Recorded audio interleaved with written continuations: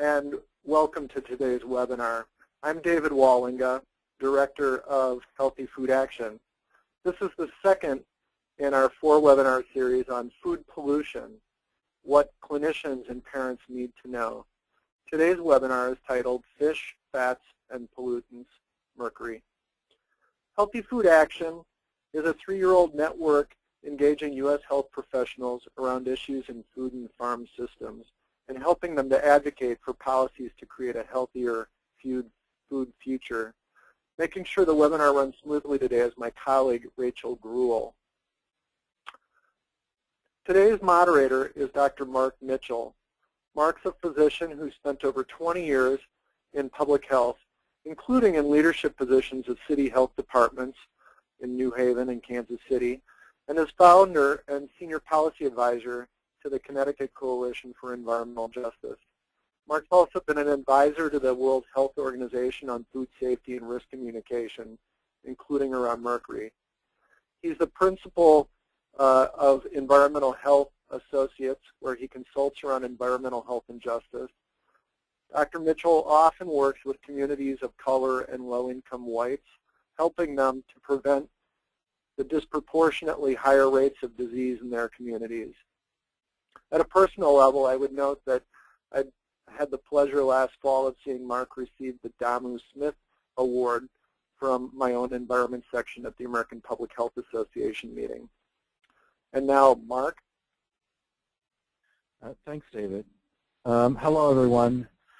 I wanted to thank our other sponsors besides Healthy Food Network, Healthy Food Action, for today's webinar. The National Medical Association, which is the nation's largest association for African American physicians, the Alliance for Nurses for a Healthy Environment, the Great Lakes Pediatric Environmental Health Specialty Unit, or PACEU, and the Safer Chemicals Healthy Families campaign. So I want to thank you, sponsors. Finally, I wanted to mention that we hope to have a robust question and answer session of at least 20 minutes at the end of the presentation. But we would like for you to submit questions. We would like for you not to wait until the end, but to submit your questions anytime during the webinar. The earlier, the better. If you can look on your screen at the right-hand menu, you can look for the box that says Enter Questions for Staff.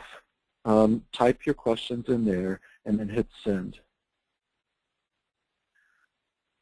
Our first presenter is Dr. Emily Oken. She's an associate professor of population medicine at Harvard Medical School and at Harvard Pilgrim Healthcare Institute. She practices primary care at the Brigham and Women's Hospital. Her interest in medical care for women before, during, and after pregnancy. Dr. Oken's work on toxicant risk and nutrition benefits of prenatal fish consumption has influenced national guidelines for fish consumption during pregnancy. After her will be Dr. Ned Groth. Dr. Groth has worked for many years as an environmental health and food safety scientist, including for the Consumers Unions of the United States. His interests includes methylmercury in fish, application of risk analysis to food safety, risk communication, and public participation in food safety decision-making. He served on many advisory boards and committees, including the Food Forum of the U.S. National Academy of Sciences. He's now retired and lives in Pelham, New York.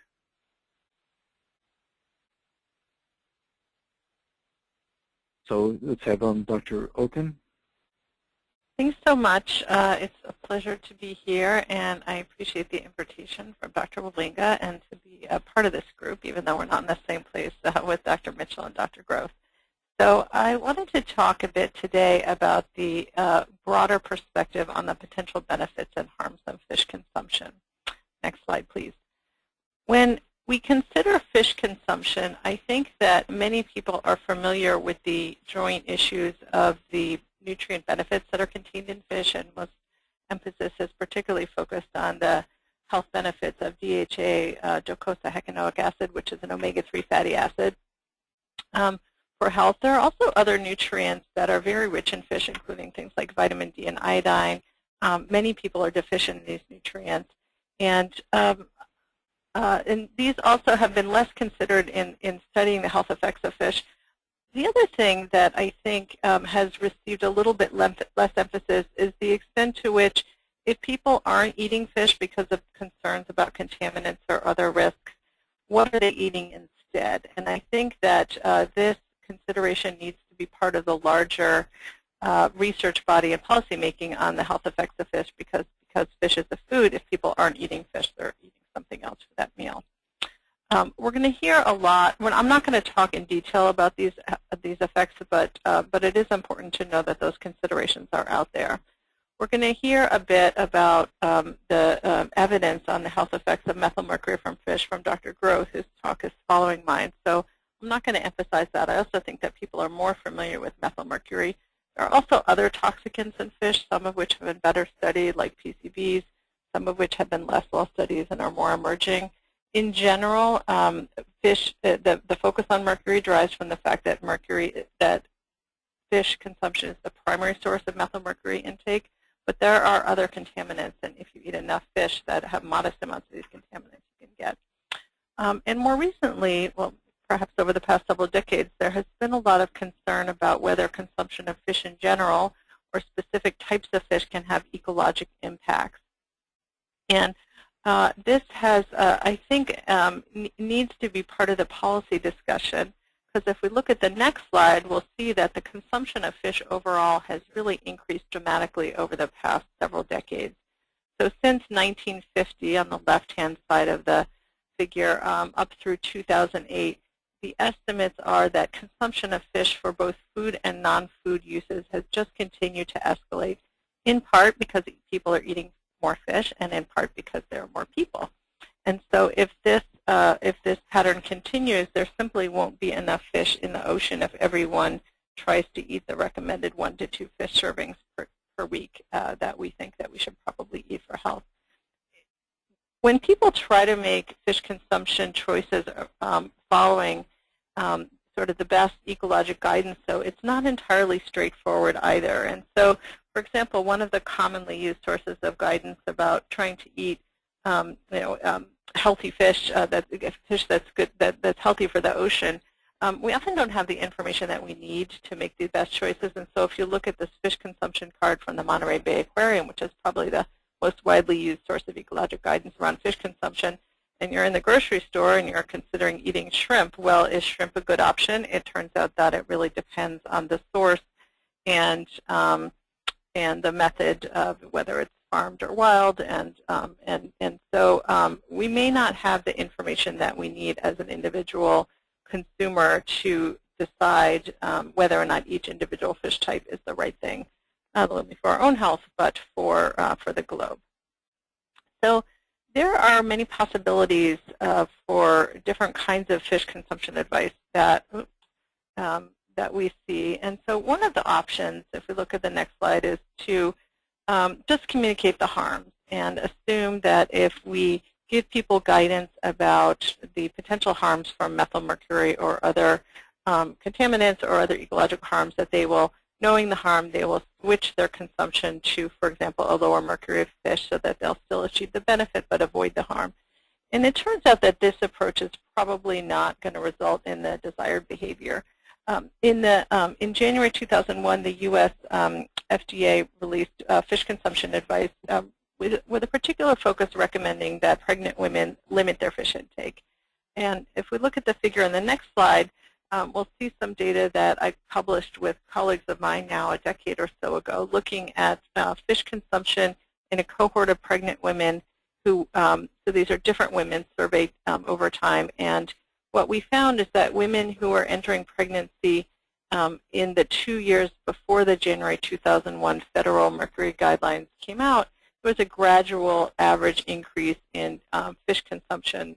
Color's a little funny, but the either blue or brown triangles at the top of the slide show kind of an increase over the previous 2 years. Once the fish consumption the mercury warning came out, there was a sudden drop-off in total fish consumption and then a decrease over time thereafter. It's about 1 1/3 servings a month. And so we see that when we give guidance that focuses on harms, people don't necessarily switch to lower mercury fish in this case, but they might just avoid fish. So next option, if we look at the next slide, is, well, maybe we should just communicate the benefits of fish. And we should say that, well, fish has these beneficial nutrients, and there are many, many good things about fish. So assume that people will seek out the benefits and won't experience the harm, and assume that the benefit basically outweighs the harm. And this is more or less the guidance that made it into the dietary guidelines for Americans in 2010, which are the federal guidelines from the USDA and supported by NIH and other groups. And essentially what they recommended, there's an excerpt on the next slide, was that the basic summary is that people should, quote, increase the amount and variety of seafood they eat by choosing seafood in place of some meat and poultry. And there was no specific guidance about limiting lower mercury fish, and there was no specific guidance about a maximum. They just said increase. Maybe you're eating 20 servings a week and you're increasing. So the next slide is just a little cartoon, which basically is the more facetious version of one person's perspective on where the risk and benefit lies. But it really turns out to depend who's giving the guidance in terms of how the guidance is communicated, even though everyone seems to recognize that there are potential harms from toxicants and there are benefits from nutrients. The guidance can really vary widely. So in the next slide, we see that another option is to really try to communicate the harms and the benefits. And it seems that this would be the logical approach, but in reality, oftentimes people are more likely to avoid harms than they are to seek out benefits if they're both communicated at the same time, especially if the harm is communicated first. And so when the U.S. FDA and EPA came out with revised federal fish consumption guidelines for pregnant women, which is the group that's especially held to be at risk from the harms of methylmercury as well as the benefits of omega-3 fatty acids, the guidance was actually pretty reasonable, if you could look at the next slide. And so they gave a suggestion that pregnant women should eat fish up to 12 ounces a week, so it encouraged fish consumption with a maximum, but recommended consumption of fish that's lower in mercury. So this seems to be the kind of guidance that we're looking for, but in reality what we found is that there seems to have been a continued decrease in fish consumption by pregnant women since the release of these guidelines. And there have been a few studies, not many, but suggest that women are not preferentially seeking out lower mercury fish, they're just eating less fish. If we can look at the next slide, another option which I think hasn't really been tried because it hasn't really been tried, but makes a lot of sense, is if we say, well, we know that people are more likely to avoid harms than they are to seek out benefits. Maybe we should, instead of saying risk and benefit, what we should actually say, there's a risk from having too much mercury. There's also a risk from not eating enough of the nutrients that we need. And so both of them are risks, and if we're weighing two risks, maybe we're more likely to end up in the right place. I think that approach hasn't been tried, but it's certainly reasonable. And then finally, I think the way that a lot of people are moving is saying, well, it's not really about fish overall, because fish are really quite different in their individual contents of methylmercury and of fatty acids, for example. And so if you actually can skip ahead 2 slides and think about, well, maybe we need to be given guidance that's specific. Oops, sorry, go back one. That's specific to different fish type, and we need to not say eat fish or don't eat fish or eat this much fish, but we need to say let's eat the kinds of fish that are, for example, in the upper right quadrant of this, I don't know if you can call it a quadrant if there are 12 groups, but the upper right area. So there's more omega-3 fatty acids and less mercury, and those are the kinds of fish that we want to be preferentially eating. So there is increasingly more information, but I think it's not necessarily so accessible to the public, and the kinds of fish that are available to people at the point of purchase, again, they may not have these kinds of fish available, and they may not have the information they need to make the best choices. And so if we go to the next slide, I would say that in my experience as a physician, as well as a researcher, people are just incredibly confused. And so in some qualitative work we did a few years ago, we asked pregnant women what they were hearing, and basically the overwhelming theme was they're confused. So, salmon is big, maybe we shouldn't eat it, but we should eat it because it's high in mercury, but also higher good fat, so do eat it, no, don't eat it. So that's what people are doing, and I think that as researchers and people giving public health guidance, we have not done a terrific job. So if we go to the next slide, which is lessons learned, I think we know that we really can't approach the issue of fish consumption with a, clear reductionist message, don't eat fish, don't smoke. That doesn't work for fish. There seems to be a need for a more comprehensive approach, but there's a wealth of information that if you give too much data to people, they shut down. And the way they shut down is they say, I can't keep track of all these different kinds of fish, how much mercury, how much fatty acid. I don't really remember. It's too confusing. I'm just not going to eat fish, because people's default is always going to be to avoid risk. And so, so the optimal approach may really differ depending on how much information people want. But I think that the way that I will end up is talking about some research that I've done more recently, is to really address the question of whether women can act on a slightly more nuanced message. And it doesn't have to be, you can go to the next slide, it doesn't just have to be eat fish or don't eat fish, or but that we can actually give a little more detailed information. And so this is the logo. We came up with our study, the Food for Thought study. And basically this is a pilot trial just looking to see if we could change behavior. We did not look at health outcomes yet, but we took 3 groups of pregnant women, 20 women in each group, and we randomized these 60 women to a control group where we gave them just general healthy pregnancy advice, get a lot of sleep, drink plenty of water. The first intervention group, we gave them detailed advice about fish that they could eat that were lower in methylmercury and higher in fatty acids, omega-3 fatty acids. And the third group, we gave the same advice, but we also gave them a Whole Foods gift card so that they had enough money to buy fish. And we gave them wallet cards and shopping lists, but it was a very brief intervention, lasted about 30 minutes, followed up by weekly emails. So if we go to the next slide, we'll see our results, which suggest that, first of all, the intervention, whether with or without the gift card, resulted in greater fish consumption, so about 12 grams a day with the advice-only group compared to the control group. This is an increase from baseline to 12 weeks of follow-up. So they increase their fish intake, and especially if we give them the gift card to buy the fish, they increase it even more. But what we found, if we look in the next slide, is that in particular, they increase their consumption of fish that were higher in DHA. Again, in both groups, so significant increases in DHA consumption over baseline. And in the next slide, you'll see that despite this increase in fish and increase in DHA, there was no increase in mercury, and supported by blood levels.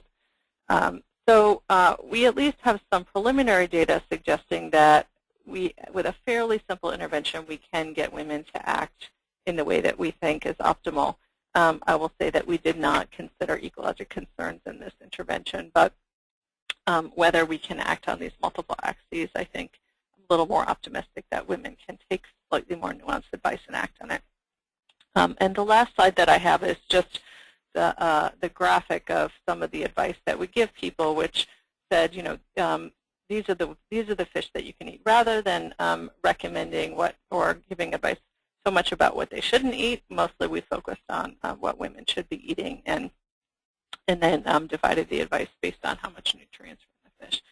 So I think I'm going to stop there and pass over the microphone to Ned, and I'm very happy to take questions at the end. Well, thanks very much. This is Ned and Emily. That was very interesting and comprehensive. I'll try to build on that some. First, to introduce myself, I am a retired scientist who sometimes does some independent consulting. The title slide associates me with the Mercury Policy Project, and indeed I have done some projects with them in the past, but I don't work for them. I'm not working for anybody except myself right now. Now, the general drift of dietary advice, as Emily suggested, over the past decade or more, has been to try to get the American public to eat more fish for a variety of important nutritional reasons. Right now, Americans eat probably about 1 serving or less of seafood a week, and some groups, including pregnant women, eat less than that. And the goal is to get that up to at least two servings a week. 8 to 12 ounces a week would be optimal for many health outcomes as far as most nutritionists know.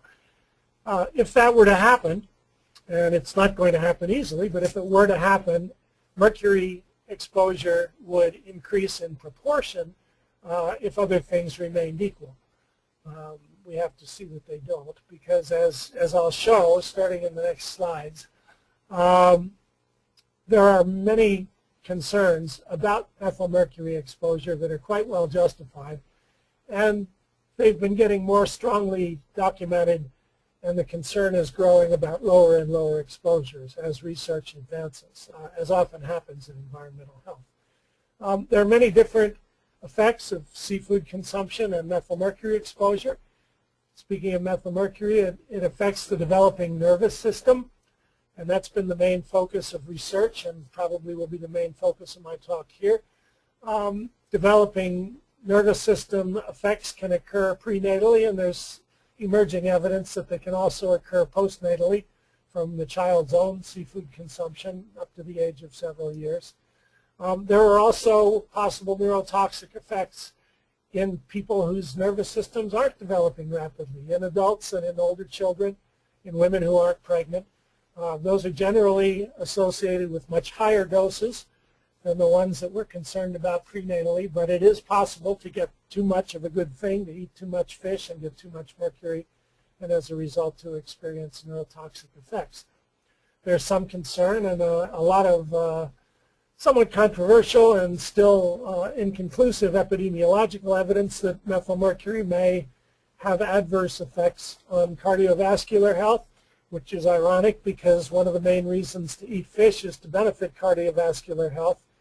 But just as in the prenatal environment, the nutrients in fish are good for the developing brain and they're good for the heart. The mercury in fish is bad for the developing brain and may also be bad for the heart. Next slide, please. Now, in terms of looking at developmental neurotoxicity, we've really had three phases. The initial research was focused on a couple of disasters, the pollution incident in Minamata, Japan, and also Niigata, a nearby fishing village. And then there was a grain contamination incident in Iraq in the 1970s.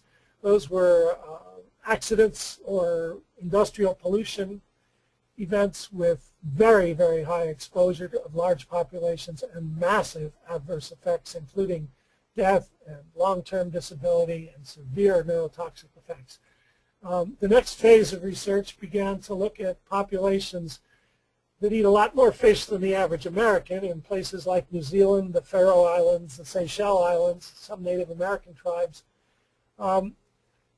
where the question was, does eating a lot of fish without extraordinary mercury levels, that is, in the absence of industrial pollution, just the background levels that are in fish from historical, geological, and pollution sources distributed over the globe, does eating a lot of that kind of fish pose any risks? And those studies have shown some fairly significant adverse effects on developing nervous systems. Then the next phase of research, which I would say probably began in earnest about a decade ago, has begun looking at ordinary consumers with typical fish intake to see if there are any adverse effects in those populations. Because if there are, of course, effects from pollution disasters, and there are effects in populations that have a very high fish diet, what about ordinary people? Are we free of risk, or is there something going on there too? So the next slide lists some of those studies. And I'm not going to have time here to talk about each individual study, but there are 10 listed studies here, starting in 2004 and up until last year. What they all have in common is that they have all reported adverse effects of methylmercury, and these are all in populations with ordinary diets. They range from the Krakow study in Poland, where people eat even less fish than they do in the United States, several studies in the U.S., including a couple by Emily Oken and her colleagues up in Boston, one study in the Faroes, one study in Canada where the diet was similar to that in the Faroes. The population eats a lot of fish and also some marine mammals. A study in Spain and a study in Japan where they eat more fish than here, and a study in Hong Kong where also the diet there is probably double or even more of the fish consumption of the average American. But the thing that all these studies have in common is that they've found adverse effects of methylmercury, and some have also found beneficial effects of fish consumption. And it is possible with good experimental design now to measure both effects in the same studies. Could I have the next slide, please?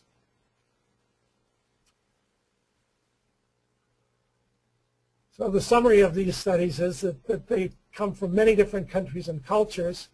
They look at many different age groups, a couple of the studies in children, most of them in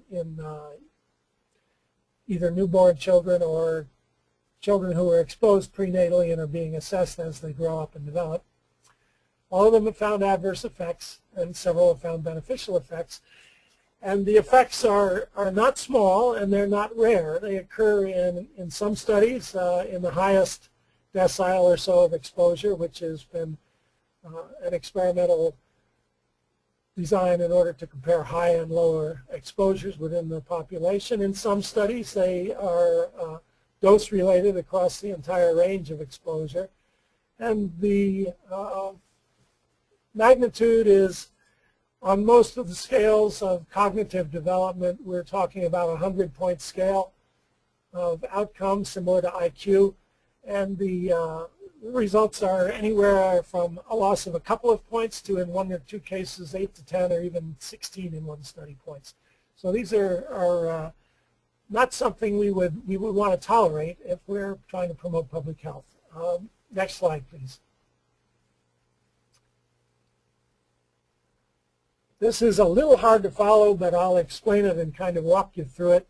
The key here is the two horizontal lines that go across near the bottom. The red one is the U.S. definition of safe exposure to methylmercury.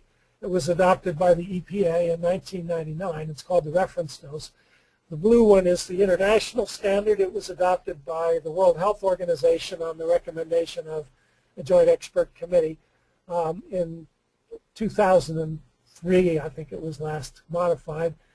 And these are definitions of the exposure that is believed to pose no appreciable risk. Now, in comparison with those lines, these vertical bars show the level of exposure that actually caused harm in the different studies. The black one at the left is Minamata. Black and red are blood, and pink and gray are hair levels, but basically this just indicates the dose level of the population that experienced the adverse effects. So the left one is Minamata. This is Iraq. These taller bars, this is New Zealand, the Faroes, the Seychelles, and the Inuit study I mentioned. But the other studies here, with the exception of this one, which is Japan, these are all showing adverse effects around or even below the level that was defined as safe in 1999. And when a level is chosen as a supposedly safe level, an acceptable exposure level, it has an uncertainty factor built in, which means there should be a margin of about tenfold between the level that is known to be harmful and the level that's considered reasonably safe. What this evidence shows, and there's one from Hong Kong that isn't displayed on this graph, is that it's now possible to detect adverse effects at or below the level that we thought was safe a decade ago. So there's no protection, no uncertainty factor really inherent in that definition anymore. Next slide, please. So the bottom lines is that, first of all, we're now seeing adverse effects with dose levels an order of magnitude below those that we thought were harmful a decade ago when the current safety standards were set, which means that the current guidelines for safe exposure are out of date and no longer really protective. But second of all, it emerges from all of these studies that people who get the highest mercury exposure in most populations are those who eat the most fish and who eat the most higher mercury fish. And those are the people we really need to focus on if we're going to try to protect against mercury hazards. Next slide, please. Just an aside here, and I wish I had more time, but I'll just touch on this very briefly. We're mostly concerned about prenatal exposure in the developing nervous system, but there are studies, and a very interesting one was published in 2012, showing cognitive effects in adults, middle-aged corporate executives primarily, with blood mercury above about 15 micrograms per liter, which in the U.S. population would be above about the 99.9th percentile, I think. Maybe not quite that high, but certainly well above the 99th percentile of exposure. So these are rare, but not unheard of, and they occur in people who eat a lot of fish.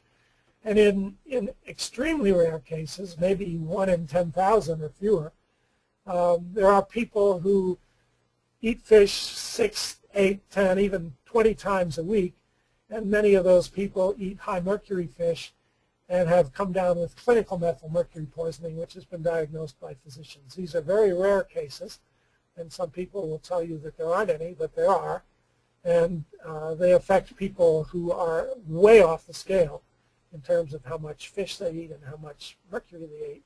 Still, we would like those people to be aware of that risk and be able to manage their mercury exposure. And there are many subpopulations in the U.S.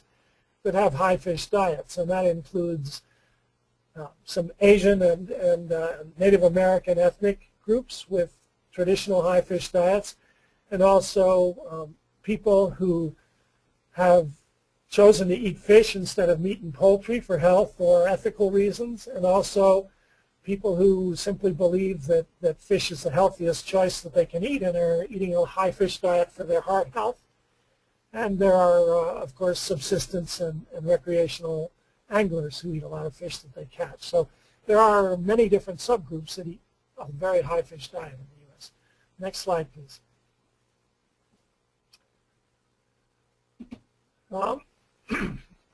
There are both benefits and risks, of course. One of the key things to think of is that they're distributed differently. Basically, everybody who eats fish gets the benefits, but the risks fall mostly on the people who eat the largest amounts of higher mercury fish. And these are different groups of people. So while for any one person there will be some benefit and some risk, and most people will be in the benefit column, across the population as a whole, there is a large group who benefit primarily and a smaller group who are harmed, but they're not the same people. So the benefits don't just outweigh the risks or erase them. There's both benefit and harm occurring. Next, and I think the last slide, please.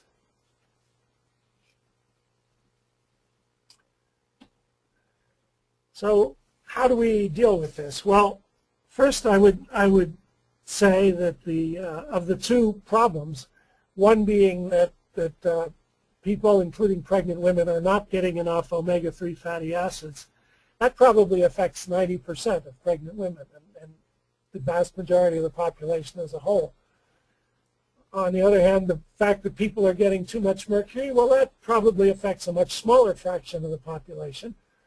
I don't know if I could draw a firm line, but in some studies it's been on the order of 10%. In the study with adults with cognitive effects, it was 11%, I think, had levels as high as 15.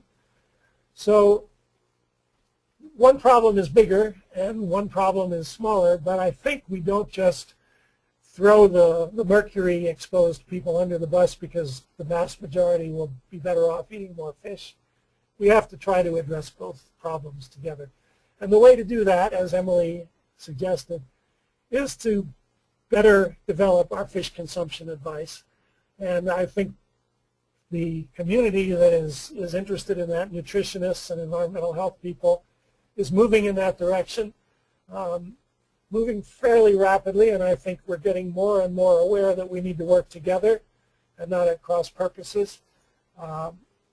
I think the problem is not so much frightening advice as confusing advice. And as Emily said, when consumers get confused, they just avoid the issue. And we need to help clear up that confusion by making the benefits and the risks clear and giving people fairly comprehensive advice, like the brochure that Emily handed out, which has a long list of good choices that will provide ample omega-3s without being high in mercury. So ultimately, I think we'll get there, but it's been a struggle. And thank you for the opportunity to present here, and I would look forward to your questions. So I wanted to thank Dr. Groth and Dr. Oken for these really interesting presentations. I think that it's provided a lot of information. In a minute, we'll get to your questions with Rachel Gruwell, and that she'll propose the questions to our panelists from you. But I wanted to kick things off with my own question. I have a lot of questions, actually, but I'll just start with one. So, Dr. Oken, has there been a proposal to label fish, particularly canned fish, on the amount of mercury? So I'm not aware of any federal efforts in that regard, but there are certainly private companies that are involved with the canning of the fish, and also grocery stores and restaurants that will test fish and either label it or just only sell fish below, with mercury below a certain level. I've heard of that more on the West Coast. Okay. And then for Dr. Groth, you presented a slide about showing blood levels and hair levels of methylmercury. How reliable are the hair levels of mercury? Well, reliable in which sense? I think in terms of analytical accuracy, it's pretty good. If it's done, as part of a clinical study with a trained laboratory doing it, I think people can go out and get their hair analyzed by a variety of commercial practitioners. Not all of that is high quality data, I think, but in the kind of studies we're looking at, the hair data are pretty reliable.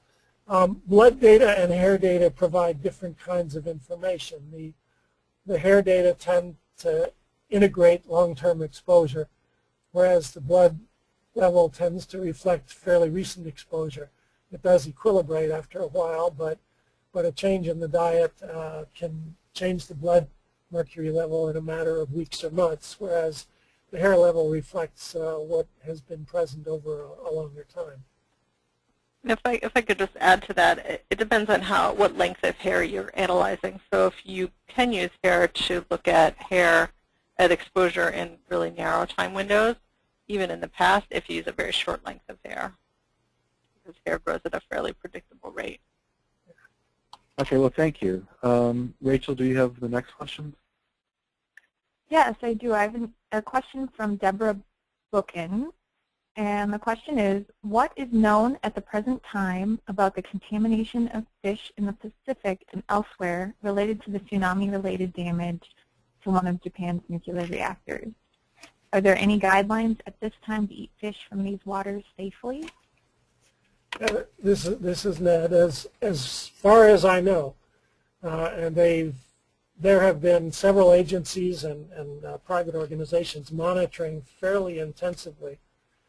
There's been no significant effect of any pollution from the Japanese reactor meltdown on fish in the Pacific Ocean. There's no warning of any type that's been issued, or no data that's been published suggesting that there's an increase in risk from that pollution source. I believe it's mostly a localized concern within maybe 100 miles or less of the Japanese coast, but the pollution, by the time it gets out into the open ocean, first of all, the radionuclides involved aren't generally, not all of them are taken up into the marine food chain, and second, it's very, very much diluted by the time it gets into the open ocean, and such that it's not even detectable in monitoring efforts. Okay, great. We've got a couple questions from Tina Reynolds and Jennifer Hartle that have a question about how to get omega-3s from alternative sources. So potentially from fish oil supplements or from a plant-based diet. So we're wondering if those omega-3s can be absorbed outside of eating fish? So I'll take that one, I think. I'll start out. So yes. So the fish are getting their omega-3s from algae primarily, and smaller fish that are eating algae. So yes, you can get, there are algal sources of omega-3 fatty acids. You can also consume fish oil. In general, fish oil supplements have been found to be low in contaminants, especially mercury. There might be some little bumps in other contaminants that are more lipid soluble, but you can get your omega-3s from those sources. The caveats are that, first of all, in terms of the prenatal health benefits of supplements, there have been, at this point, several randomized trials in which they randomize women to fish oil supplements or algal DHA supplements, and they have not generally shown any evidence of benefit. So either that means that it's something about the fish and the whole package of nutrients in fish that's beneficial, or that the studies that have looked observationally at women who eat more fish are that there's just something different about the women and it's actually not the fish. That is not true for cardiovascular disease. There's more evidence that it doesn't matter so much where you get the fatty acids. You can also get omega-3 fatty acids from seeds and nuts. The issue is that those are the parent shorter chain omega-3 fatty acid and need to be processed by the body, and there is concern that pregnant women and fetuses are not efficient enough at processing these short chain like ALA into the long chain DHA and EPA, which we think are the most biologically active. So even though things say they might be rich in omega-3s, they may not be rich in the marine long chain omega-3s. Great, thanks, Emily. We have a question from David Wallinga. Go ahead, David. So clearly this is a more complex topic than one might first glance. But for clinicians out there, can the speakers point to maybe one or two different resources available or coming available for clinicians to use in providing this advice to patients? This is Ned. I'll go first. There is a very good website at Stony Brook University. It's called the Gelfand Fund for Mercury Research and Education, after the name of the donor who gave the money to set it up.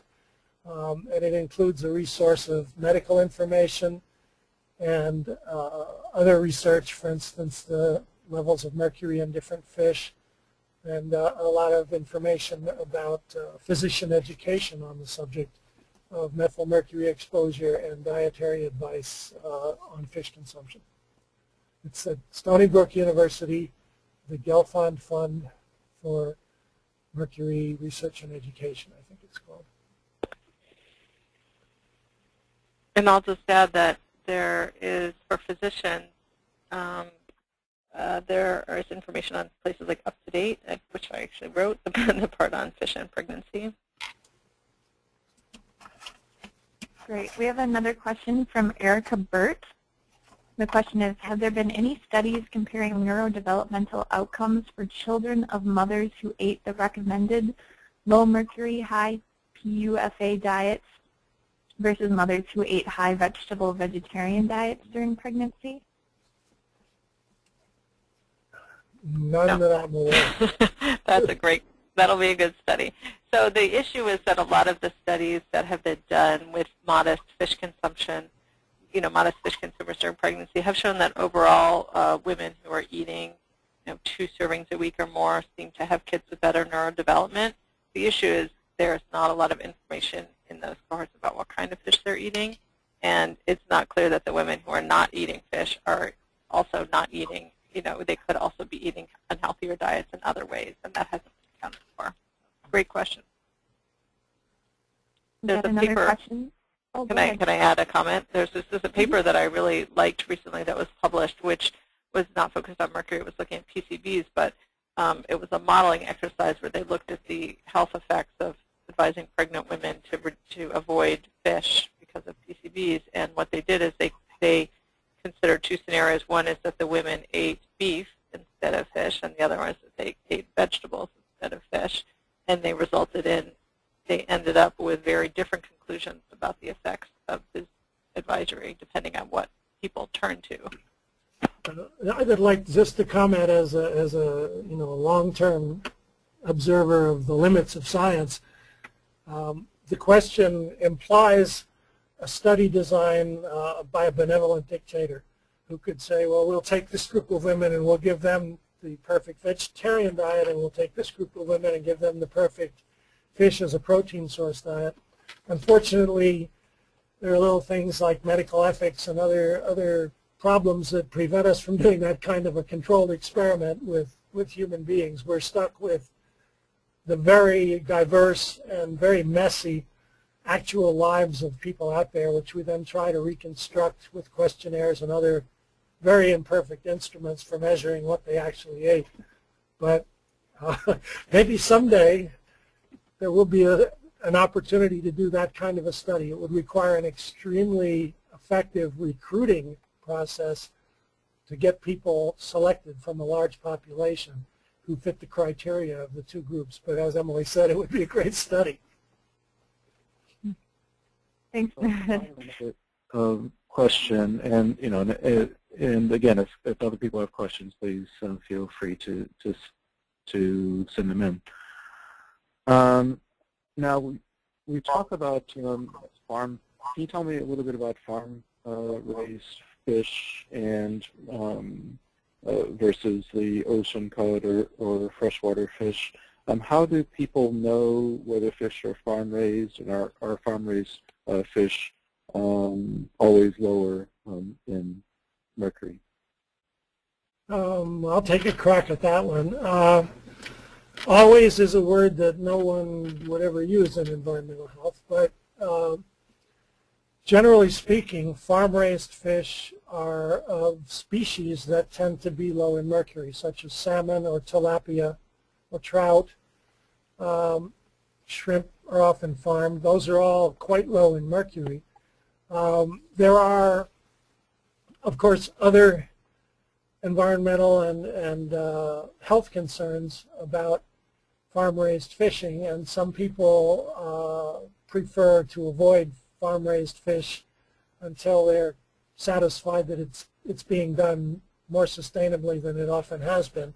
But generally speaking, the types of fish that are amenable to farming are lower mercury fish. They're lower in the food chain than the types of fish that tend to be the biggest sources of mercury exposure, which are generally large predatory species from the open oceans.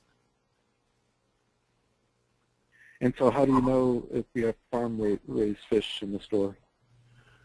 Well, sometimes it says, and sometimes when it says, it's actually telling the truth. But the answer is you don't always know. And one of the problems that Consumer Reports often found when they would go out to fish markets and buy things was that the labels weren't accurate. The people in the stores didn't know and couldn't prove where the fish came from. So they might claim it was wild-caught Alaskan salmon, and it could be farmed salmon. Nobody can be absolutely sure of that. It's a problem, but it's a very hard one to corral. But then there are some fish that are just not really farmed in a traditional way, like things like tuna. Mm-hmm. I have a question. I have a question here from Cheryl Harris, questioning whether or not either of you can respond to the EWG report that was released last month and where that fits into the work that you're doing. Well, I'll take that one on. Emily may have some comments also. I think EWG got it mostly right. They pointed out that they were focusing on the dietary guidelines for Americans, which say that most people should be eating more fish. We should all be aiming for 8 to 12 ounces or more of fish a week. And they pointed out that if people did that and chose from the most popular 10 varieties, which together account for about 90% of all seafood consumption, that I think 7 or 8 of those are pretty low in omega-3s and would not provide the necessary nutrition that people are looking for. And they also pointed out that it's possible to get too much mercury from some of the fish that are out there. I think what they were calling for was more detailed and more specific advice about the omega-3 and the mercury content of individual choices in the seafood market.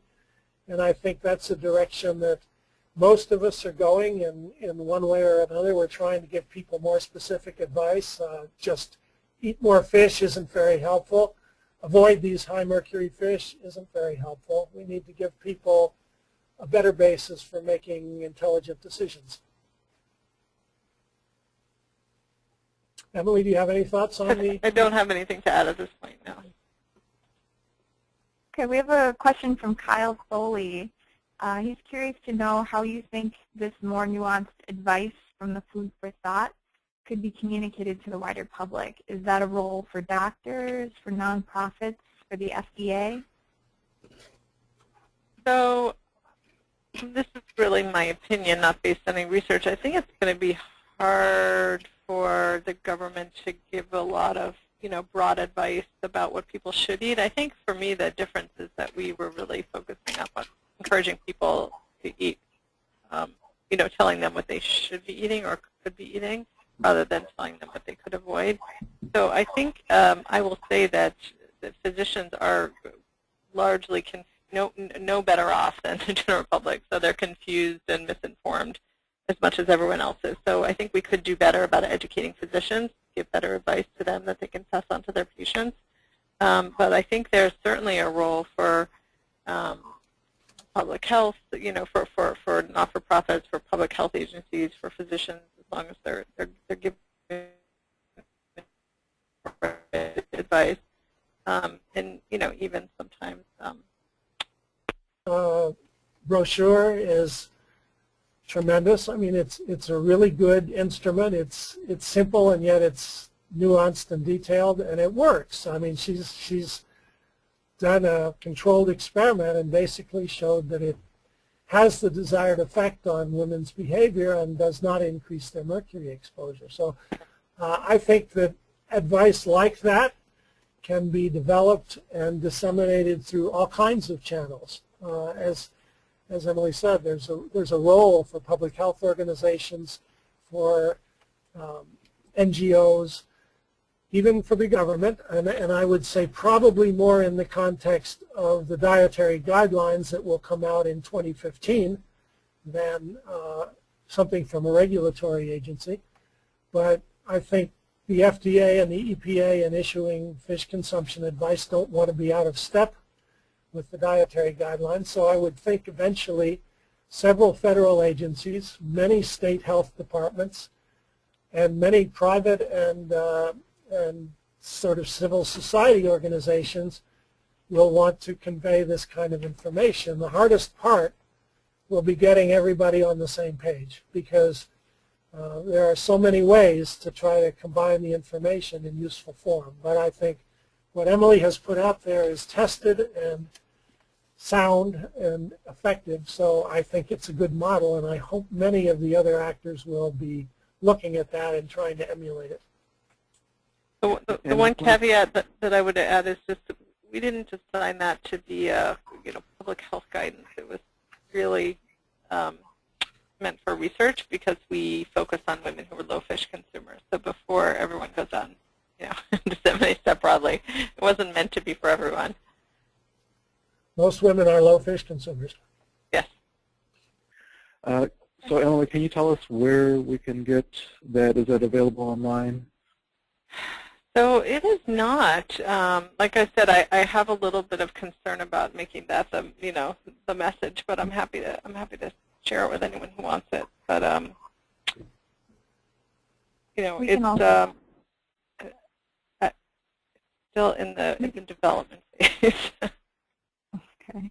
If you're comfortable, we can always make that available on the resources page for the webinar as well. I'll think about that. It's not that I want to hide it from anybody, but I do have some concerns. I would just make a general observation that this is a very iterative process, and that people were trying to develop advice that combined benefits and risks 10 years ago, and 5 years ago they were doing a better job, and now they're doing a better job, and in a few more years we'll be doing an even better job. So the wheel will be reinvented many times here, but I think it's getting incrementally better each time we have a go at it. Great. We've got a question from Kathy Blaustein. This is kind of more from a patient perspective, but she's wondering, because her family tends to eat a lot of fish, are there any health effects, even subtle ones, that they could detect in themselves that would alert them to a problem where they would go see a physician for mercury toxicity issues? Well, I would say if they're concerned, the first thing they should do is when they have, you don't have to make an emergency visit to your doctor for it, but when you have a physical and they've already taken a blood sample, have them take another test tube and send it off for a blood mercury level. And if it comes in above 10, I guess, I would be concerned, and I would begin to focus on lower mercury seafood choices. The study that I mentioned showed adverse cognitive effects in adults with blood levels above 15 micrograms per liter, but that was in a very large population that was examined in a laboratory with a computer-based series of tests of neurocognitive functions, things like reaction time and short-term memory and that sort of thing. So absent that kind of an evaluation by a skilled health effects laboratory, probably people will not notice subtle cognitive effects. These things only show up statistically in large numbers of people that are compared with other groups that have much lower exposure.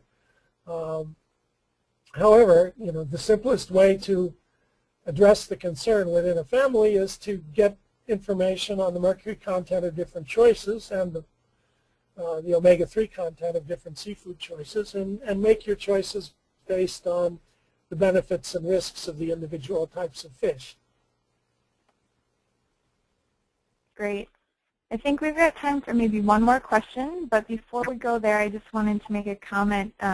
Susan Buchanan wanted to alert people that the University of Illinois at Chicago is finalizing an interactive online CME module for prenatal and pediatric clinicians on the benefits and risks of fish consumption. It's called Healthy Fish Choices and can be reached at healthyfishchoices.org, and that's funded by the EPA. So it's just an extra resource there. And I think we'll have one more question from David Wallinger. Do you want to jump in there, David? Oh, thank you. Or maybe one quick yes or no and then another longer one. Yes or no, for people who are fish-eating patients, would you recommend that they take selenium or some other mineral that might ameliorate some of the toxic impacts? No. There's just no evidence that it's beneficial. Okay. And then keeping in mind, I saw that the FDA guidance is now, what, a decade old, which it seems in a quickly moving field like this is very ancient. So what one improvement would you suggest that would strengthen the FDA guidance? Well, I'll jump in first again on that one.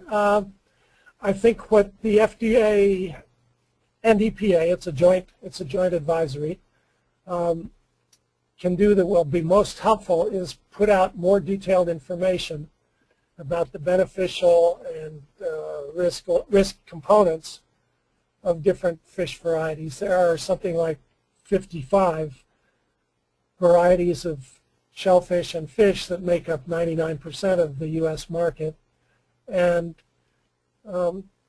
past advisory focused on 4 high mercury fish that people should avoid and listed 3 or 4 lower mercury choices that people might choose. But there's really an awful lot more that people need to know to make smart decisions consistently. And basically, I think it is to provide the details, enough general information that will get people interested, and then enough details for people who want them, so that as people eat more fish, they make smart choices. They pick things that are good sources of omega-3s and low in mercury. And the way to guide people that way is to provide all the information out there, because people want to also consider what they like and what they know how to cook and what their family likes to eat. So you need to have information out there on all the choices people see in the stores, not just a few. Great. In the interest of time, David, would you mind wrapping up? We're right at 1 o'clock. Thank you, speakers, for your participation, and especially for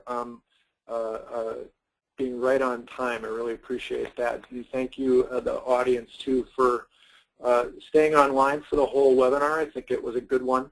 Make sure you're registered for our next food pollution webinar on March 6th. That's called The Problems with Food Packaging, and it focuses on issues surrounding phthalates and bisphenol A and other food packaging contaminants.